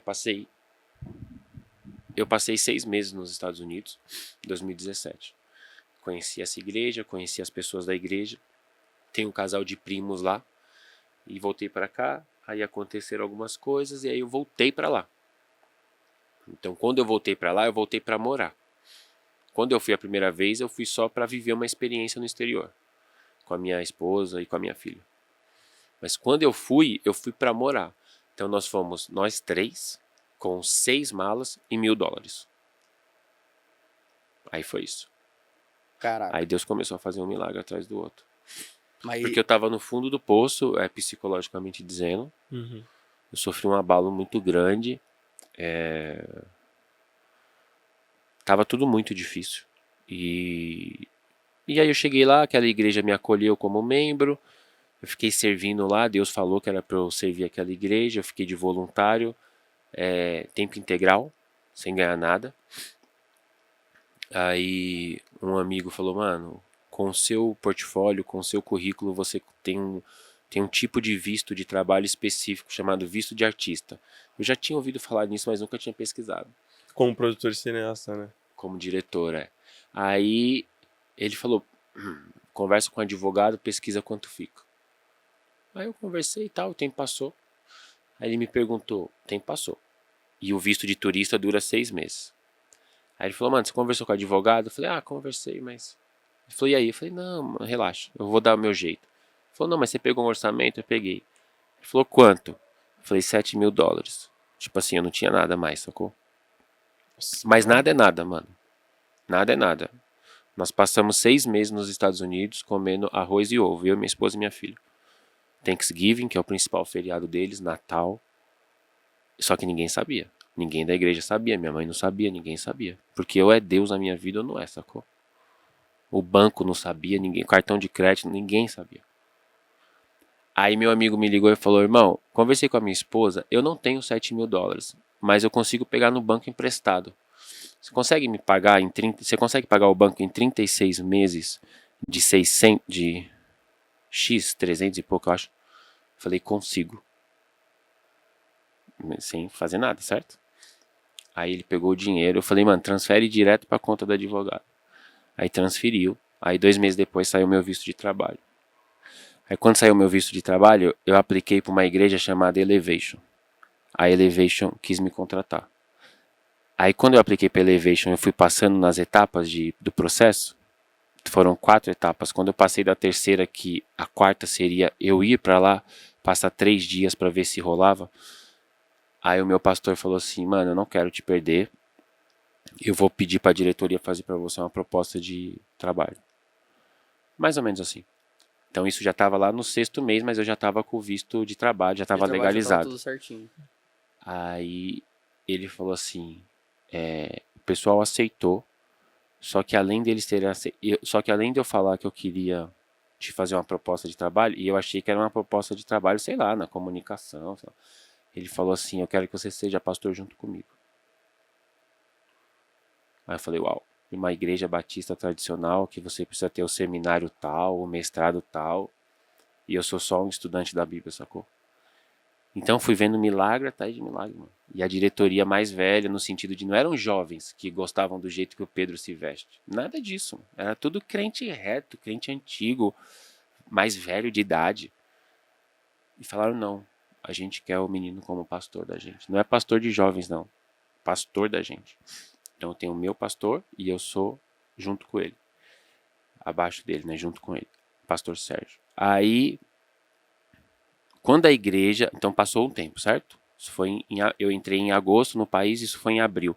Quando a igreja me chamou para ser pastor, aí eu entendi todo o processo de Deus. Pastor, quando você falou lá que seu chamado foi pastor de crentes. Pregar para crentes, exatamente. Caramba, tudo vai se complementando, né? Mas isso foi tipo mais de 10 anos depois.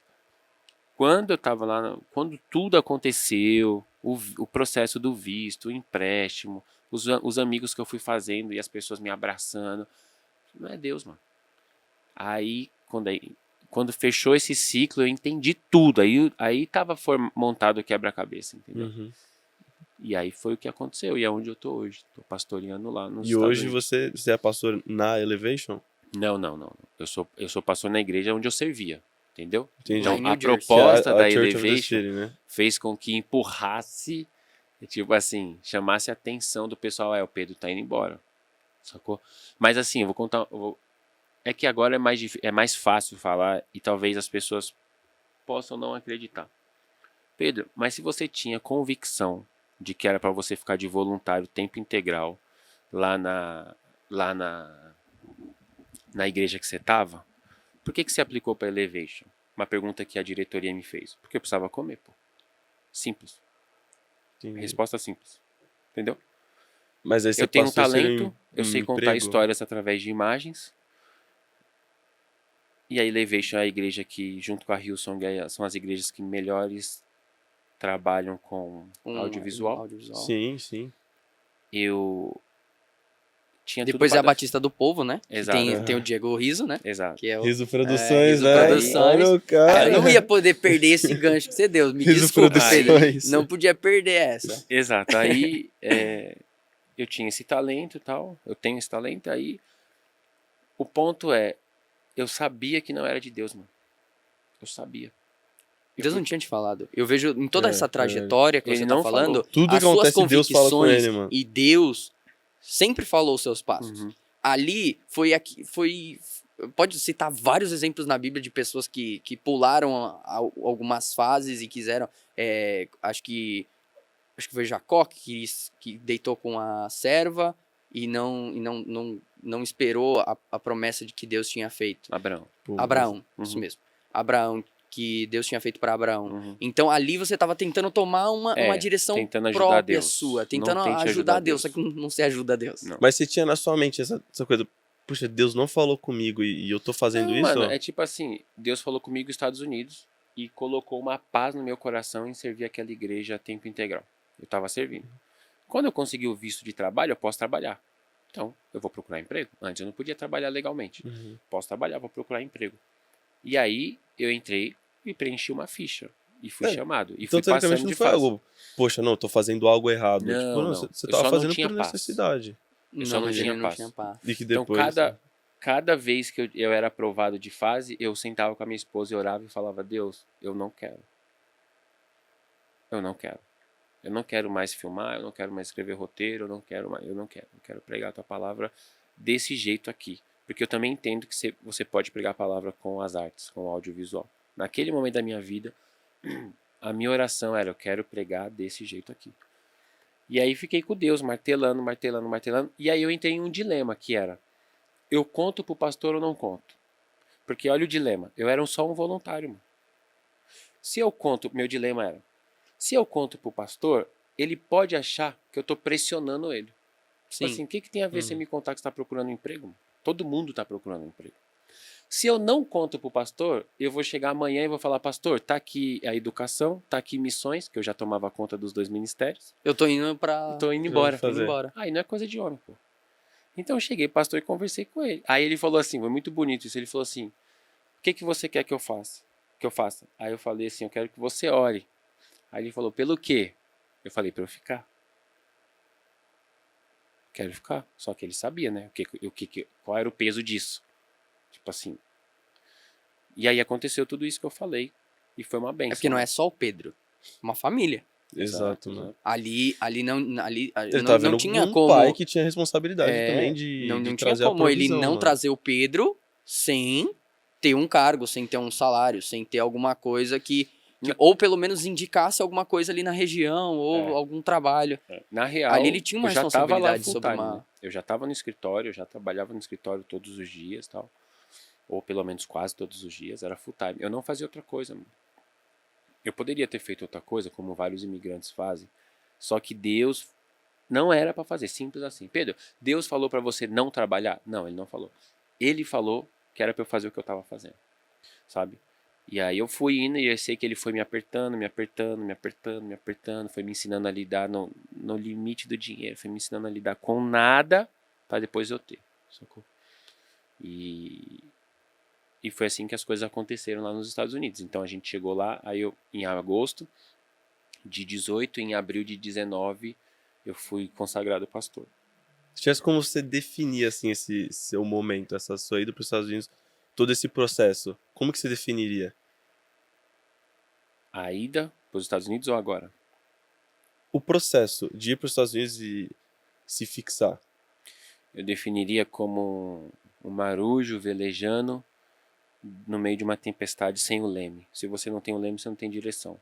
Para onde o vento te leva, você está indo. Só que a tempestade estava muito grande, sacou? E eu já não tinha mais o que fazer. Então eu já não podia mais ficar desesperado, não era nem fé. Eu já estava dopado. Tipo assim, beleza. É isso aí. Já não sei mais pra onde que eu vou. Tipo assim, sacou? Não tem mais leme, não tem mais nada. O céu tá fechado, tá preto, porque se você vê depois no YouTube como que é uma tempestade no mar, que você não vê nada, Uhum. e as ondas altas, e o barco pra lá e pra cá, e eu... Beleza. Tipo assim, é isso. Só foi acalmar depois. Mas em nenhum momento você perdeu suas convicções em Deus. Não, mano. E esse Cada aqui- vez ficava mais forte. E esse que é o louco. É. Esse que é o louco, você vê no meio Mares de uma calmos não tempestade. formam bons marujos. Isso. Mas ali eu não vejo que você foi formado assim, porque quando você diz marujo, você tá dizendo a pessoa que controla o barco. Uhum, E ali eu não vejo você como um cara que tava controlando o barco, uhum, que tava à frente. uhum. Ali Ele eu entregou, vejo mano. na história dos discípulos ali, que estavam, tipo, desesperados no meio do barco, Enquanto chamando Deus tava Jesus. ali, mano. Exato. Enquanto Jesus estava ali. Exato. E ali quem era o marujo mesmo? E ali é isso. Jesus. É isso. É sobre isso. É tudo sobre ele. É tudo sobre ele. E nessa experiência, a gente pode tirar. Você pode tirar. Eu sei que você tem vários ensinamentos disso. Mas um exemplo muito concreto de que Pedro não cuida da vida dele. Uhum. Quem cuida da vida do Pedro é Jesus. Uhum. Cara, E as convicções que você tem em Por isso que eu sou Jesus radical, entendeu? traz quem é o Pedro. Uhum. Então, eu acho que eu queria agora que você, a partir de toda essa trajetória, quem é Pedro, Quem é Pedro Gomes? Eu sou filho do rei, eu tenho um pai, tenho um sobrenome. Eu não sou definido pelo que eu faço. Eu sou definido por quem eu sou. Eu tô esperando meu pai... Tô esperando meu Salvador aparecer nos ares. Sonho com esse dia. Enquanto esse dia não acontece, eu trabalho por ele aqui. E o que eu sou é um imitador dele. Ele falou para eu andar nos passos dele, eu tô tentando. E tô como uma noiva me preparando, me pintando, medindo o vestido, apertando aqui e ali. Porque o dia que ele aparecer eu quero estar pronto. você quer estar com a sua lamparina cheia de óleo. Tem que ter óleo. Mas É difícil. não, eu não quero estar com a minha lamparina cheia porque a lamparina é das virgens. Eu sou noivo. Top. Essa Sacou? foi boa. Verdade, mano. Verdade. E essa definição eu acho que já pode. Eu acho que é isso que estava escrito no CRG. Uhum. Basicamente é isso. Filho do rei. Na certidão de Filho do nascimento rei. dele Responsável já pelo tava reino. escrito isso, mano. Uhum. Desde antes mesmo dele nascer, O mano. cuidado Já ao longo tinha tudo isso da vida programado, dele. sabe? Por isso que eu acho que foi muito bem colocado no começo, quando ele fala que ele foi separado desde criança. Uhum. Ele já tinha. Ele já tinha. É louco isso. A gente às vezes a gente fica meio sem fé muitas vezes Uhum. e muitas vezes sem acreditar, e por isso que até a gente quis trazer algumas pessoas com histórias que pudessem nos ensinar. Sim, porque ele também teve essa convicção do chamado. Uma coisa que é muito importante, assim, a pessoa ela entender o processo do chamado, quais são os requisitos, assim, não os requisitos, mas como que eu entendo o meu chamado, sabe? Tem todo esse processo. Quais são os sacou? requisitos pro chamado? Você falou uma vez comigo. Falei? Você tem que estar trabalhando, mano. Quando Pedro chamou os caras, eles estavam aonde? Os dois irmãos. Duas duplas de irmãos. Pescando. Pescando. Quando Deus chamou Mateus, ele estava onde? Na coletoria. Deus não chama ninguém que está esperando ser chamado, irmão. Quem está esperando ser chamado está fazendo o quê? Esperando. Não tá produzindo nada. Esperar é caminhar, como diz o poeta. Então, Deus chama quem está fazendo alguma coisa. Quer descobrir seu chamado? Sirva em todos os ministérios da igreja. Todos.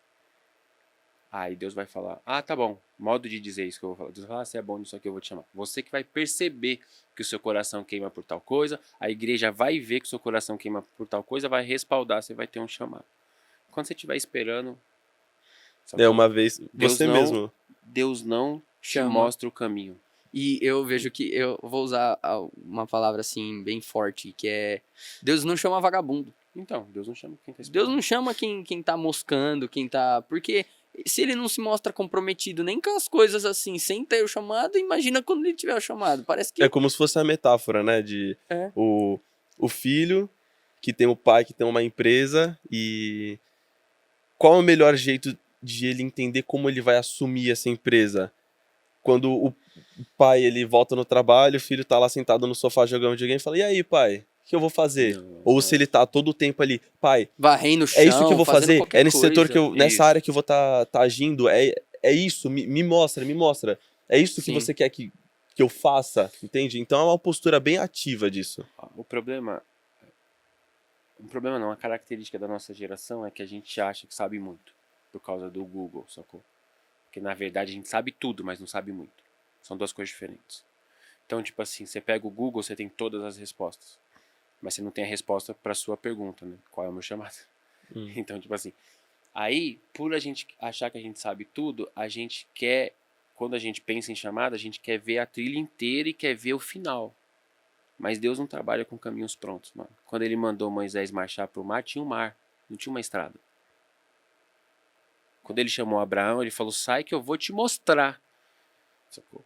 Então Deus não mostra um caminho, Deus constrói o chão para quem dá um passo. Então, se você não der o próximo passo, você não vai ver o caminho nunca. E quando eu vou ver o caminho, Pedro? Nunca. Você só vai ver o próximo passo.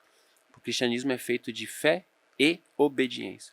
Não adianta ter fé se você não obedece. Na verdade, a fé é a obediência, né? Você crê em uma palavra, você crê que aquilo é verdade, você obedece. Eu Isso é fé. colocaria mais uma coisa: movimento.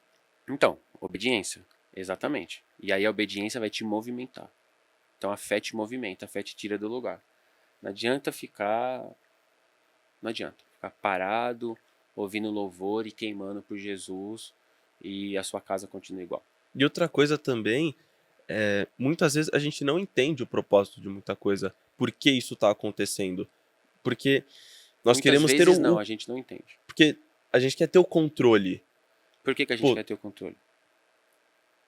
Porque nós nascemos para ser Deus. Então a gente quer ser o Deus da relação. A maioria das nossas orações são sobre quem? Sobre nós. Sobre nós. Então Deus é nosso servo.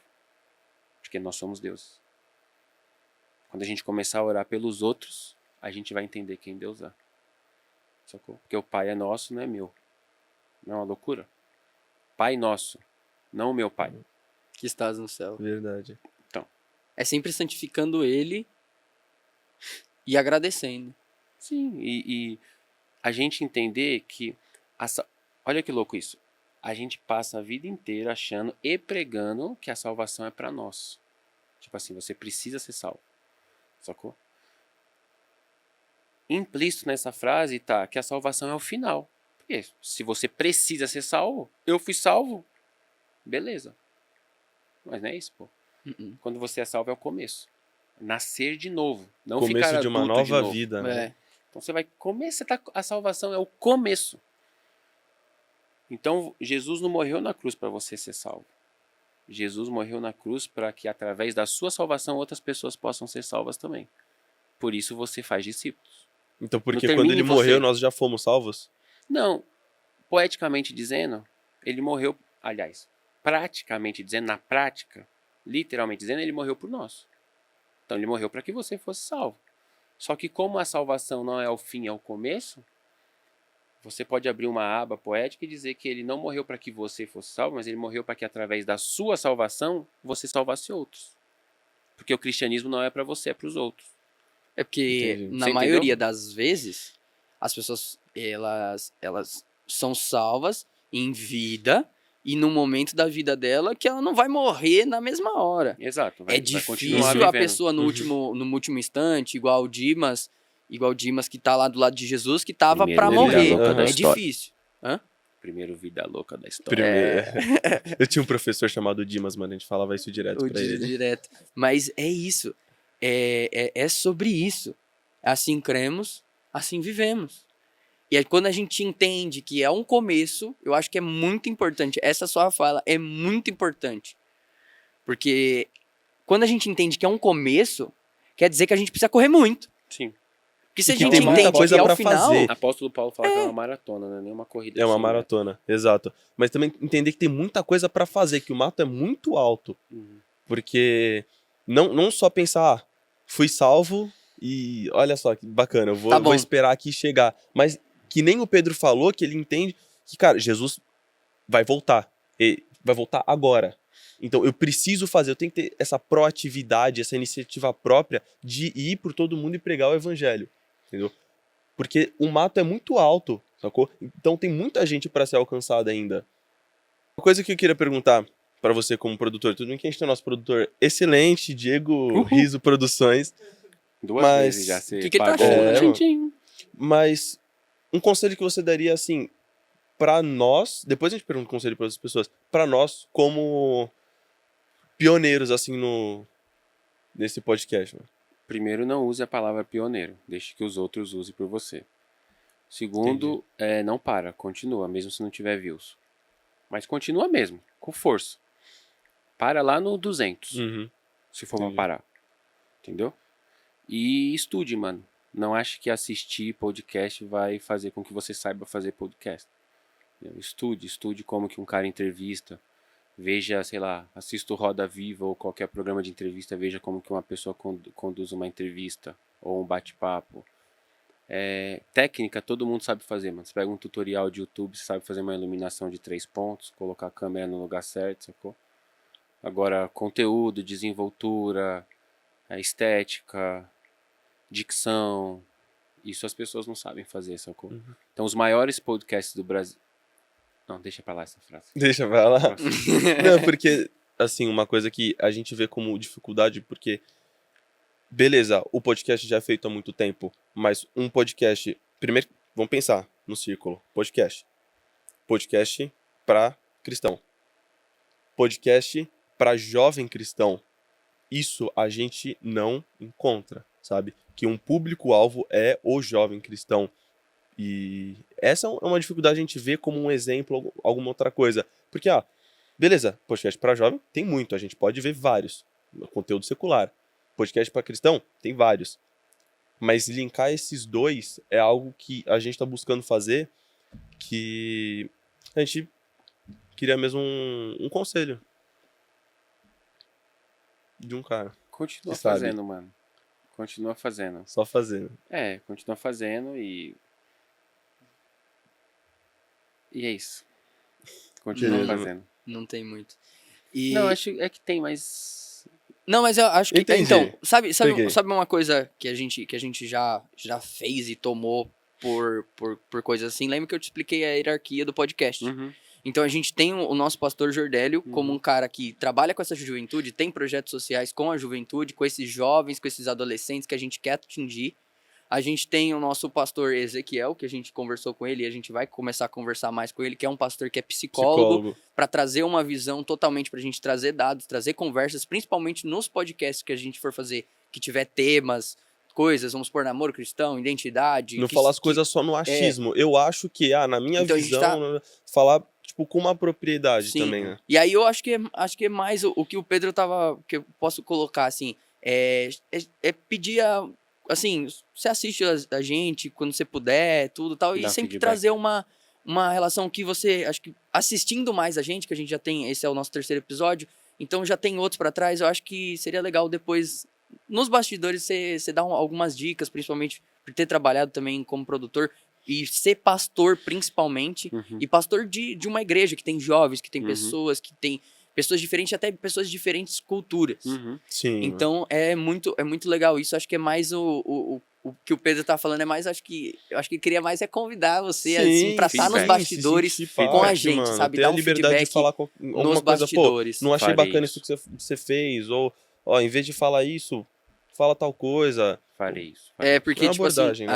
a gente termina o podcast, a gente beleza, até o Diego tava falando aí, eles estão mandando muito bem e tal, mas tem coisa, mande aí as coisas que vocês acham que deveriam melhorar, perguntas que deveriam ter sido feitas, algumas coisas assim. E toda vez que a gente termina um podcast, Tem uma sessão de principalmente, feedback, né? tem uma sessão de feedback, principalmente com o nosso pastor Jordélio. Ele vem, ele fala os pontos positivos, mas também ele fala muita coisa que a gente precisa melhorar e a gente vê que a gente tá tendo uma melhora, mas que precisamos melhorar muito. Foi um chamado mesmo que Deus colocou na vida do Pedro e depois na minha vida, mas a gente tá no momento que é o momento que você viveu, e eu acho que a sua história é muito importante pra gente agora nesse podcast, que é tipo, Deus colocou no nosso coração, mas a gente vê muita coisa, vê muito podcast, a gente gosta muito, mas é isso, a gente precisa cada vez mais confiar em Deus e ter esse trabalhar de Deus. Por isso que muitas vezes a gente ora, a gente jejua junto, faz algumas coisas, lê Bíblia, lê muitos livros, tanto o circular quanto os livros da Bíblia mesmo. E é isso. Mano, mesmo. é o que ele falou, tipo, de fazer. Essa coisa de fazer é de treino e conforme for passando o tempo, a gente melhora, assim. E a gente agradecer agora a sua presença, de estar aqui com a gente, a disponibilidade. A gente falou o conselho pra gente e pro nosso convidado pros nossos convidados, o conselho ele é o nosso convidado aqui, mas todo o nosso público é o nosso convidado. Um conselho uma última frase, algo que você quer deixar pros jovens. Isso. Deus, o Criador de tudo, dos céus e da terra e de tudo que neles há, resolveu se revelar a nós através de palavras. Ele poderia muito bem ter escrito no céu com fogo: prostem-se, terráqueos. Eu sou Jesus. Pronto, sacou? Ele não fez isso, pô. Ele se revelou em palavras. Essas palavras estão contidas em um livro. Então, se você serve a Deus e você não lê a Bíblia, você não serve a Deus. Você serve um ídolo que você criou na sua cabeça. Então, você quer uma dica? Leia a sua Bíblia. Mas leia a sua Bíblia de verdade. Sacou? Todos os dias. Porque, pô, você fala que você serve Deus, um Deus que se revelou em palavras através de um livro, e você não lê esse livro, alguma coisa está errada nessa equação. Ou você acha que serve e não serve, ou o seu Deus está errado, ou você não crê que ele se revelou em palavras, você crê que ele se revelou de outro jeito. Qual é o grande problema da igreja? Porque existem muitas, porque o cara pega uma porção do que Deus falou e eleva aquilo à posição de Deus. Tá? Deus é isso aqui, é um juiz. Beleza. Deus é graça. Beleza. Deus é não sei o que, amor. Beleza. Deus é tudo isso? Sim. Mas ele é só isso? Não. Então você precisa ler sua Bíblia. O problema é que a gente assiste muito YouTube. E é bom assistir YouTube. Provavelmente as pessoas que estão nos vendo no YouTube. Só que é tipo levar eu pra comer num restaurante francês. Mano. Eu não tenho paladar pra distinguir se aquilo é bom. Se aquela carne com aroma de maracujá é bom. Eu não tenho paladar treinado, entendeu? Então eu vou comer e vou ficar com fome e vou sair reclamando. Pô, não tinha farinha, não tinha pimenta, não tinha alguma coisa aqui de verdade. Aí o cara vai falar: Pedro, restaurante francês, mano. 3 estrelas Michelin. Caro pra caramba. Então, eu não sei apreciar. Não tenho background, eu não tenho bagagem para apreciar isso. Então a galera vai pro YouTube ouvir os teólogos e os pastores e eles estão comendo um monte de coisa que eles não conseguem digerir. Real. Sacou? Aí ouve um pastor do fogo e acha que aquilo é verdade. Ouve um pastor tradicional e acha que aquilo é verdade. Às vezes é, às vezes não. E a pessoa não consegue discernir porque ela não tem Bíblia. a Bíblia. Porque aquele pastor está falando da Bíblia. Exato. Então, se você não lê a Bíblia, você não sabe se aquilo é verdade ou não. Exatamente. Então, o maior conselho de todos é ler a sua Bíblia. O segundo maior conselho de todos é ore. Entendeu?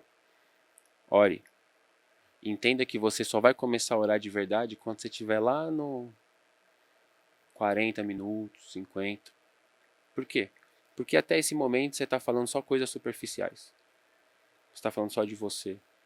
Você ainda está preocupado com a última mensagem que você leu no celular. Você ainda está preocupado ouvindo alguém abrir a porta. Você ainda está preocupado com o que você vai fazer amanhã. Você está no primeiro nível da oração. Você entrou no mar, você está ainda no primeiro nível.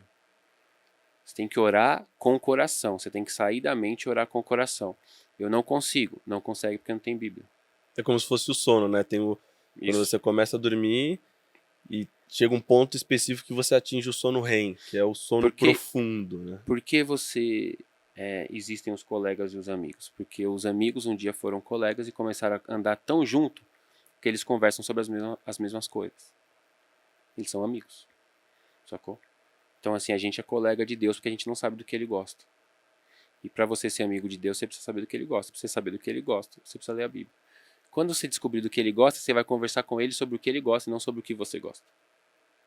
Então você precisa ler a Bíblia e orar a Bíblia. Esse é o maior conselho que eu posso dar para as pessoas. Porque tudo é sobre ele Uau. e não sobre nós.